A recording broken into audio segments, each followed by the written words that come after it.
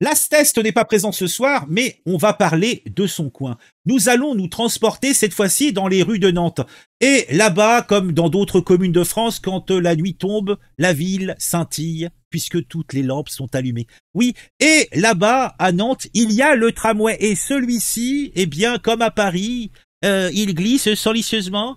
Mais hélas, il y a encore une fois un drame qui s'est passé dans cette belle ville de Nantes. Un jeune homme, à peine majeur, presque un bébé encore, a été retrouvé dans un état alarmant. C'était à l'arrêt du tram Beau Séjour. C'est au nord de la ville de Nantes pour ceux qui ne connaissent pas. Et avouons que les blessures qu'avait ce jeune homme, presque un bébé, à peine majeur, étaient choquantes et ont fait peur même aux membres de la maréchaussée. Ces blessures, ces marques qui ont marqué pour toujours ce jeune homme racontent une histoire de violence et de souffrance. Nous étions jeudi 5 décembre 2024 lorsque les sapeurs-pompiers ont découvert la victime. Le visage déformé par les coups, le corps marqué par des stigmates de torture. Une phalange, alors le doigt n'est pas précisé, une phalange et une partie de l'oreille, alors la droite ou la gauche, je ne sais pas, avait été sectionnée, laissant des traces indélébiles du calvaire qu'il avait touché. La main gauche, bien que moins touchée, portait également les marques de la brutalité des agresseurs. Quelques ongles arrachés, une phalange coupée, la moitié d'une oreille sectionnée, somme toute, une session de torture à la bonne franquette dans une ville de France. Le jeune homme était encore sous le choc, mais curieusement, il s'est montré peu coopératif avec les autorités. Ses explications étaient timides, voire même imprécises. Et tout cela ajoute un petit peu de mystère à cette nuit qui a été brutale pour lui et sombre pour les enquêteurs.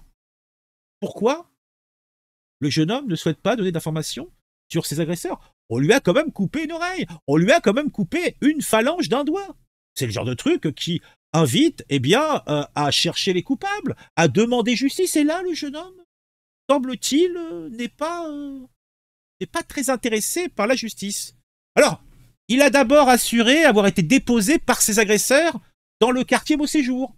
Ses agresseurs, après l'avoir travaillé au corps, après lui avoir bien ramolli la viande, l'avoir même découpé dans l'art, sont venus le déposer tranquillement. Mais après, le petit gars est revenu sur ses paroles antérieures. Il s'est rétracté. Il a affirmé après avoir pris le tram seul. Le mec pissait le sang, une oreille en moins, un doigt pendant, une phalange en moins, et il prend le tram. Il avait son coupon. Je reste pensif. D'ailleurs, les enquêteurs, eux aussi, sont pensifs, puisque tous ces propos sont incohérents. On sait simplement qu'il y a eu du vilain parce que le mec est dans un état déplorable. Et on se retrouve avec plus de questions que de réponses. Alors, qui sont donc les auteurs de cette violence? En tout cas, le message est clair.